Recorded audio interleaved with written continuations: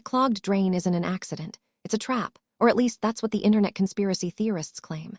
Let's treat this like a thermodynamics crime scene, because honestly, the evidence points to something way more boring and way more expensive. First, let's talk physics.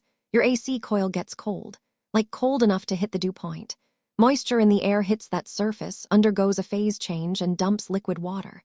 That's latent heat leaving the room. Beautiful thermodynamics. Now, where does that water go? Gravity, obviously. Enter the P-trap. You've seen it, that U-shaped bend in the drain line. People think it's designed to clog. Wrong, it's designed to hold water, a water seal. Prevent sewer gas from backing up into your living room. It's basic plumbing, not a sabotage plot. Since 1985, building codes have mandated this exact design. Stop inventing conspiracies. So why does it actually clog? Nature. Specifically, a slimy biological slime called biofilm. Mold, algae, and dust love damp, dark PVC. They form a gelatinous matrix. It's not a design flaw, it's a microbiology problem. Your drain line is basically a Petri dish with a slope. DIY vinegar tablets, cute. They dissolve the top layer of biofilm for about 3 weeks, then it grows back thicker.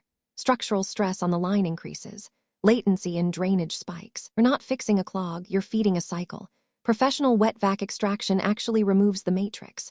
Stop guessing. Let's connect the dots. A backed-up pan raises the water level, submerges the drain outlet, creates back pressure. The system fights it. Thermal efficiency drops, compressor runs longer. Your electric bill laughs at you. This isn't magic, it's fluid dynamics. Manufacturers don't want clogs, they want warranties to not void. They add secondary drains, condensate overflow switches. If the primary line chokes, the secondary catches it. The system shuts down. It's a fail-safe, not a feature. Read the manual. 1995 engineering textbooks already covered this. Here's the loophole engineers actually use. Slope calculation, 1/4 inch per foot. If your installer cut corners, gravity loses, the water pools, stagnation breeds biofilm. Instant clog, it's not the pipe's fault. It's the install's skill issue.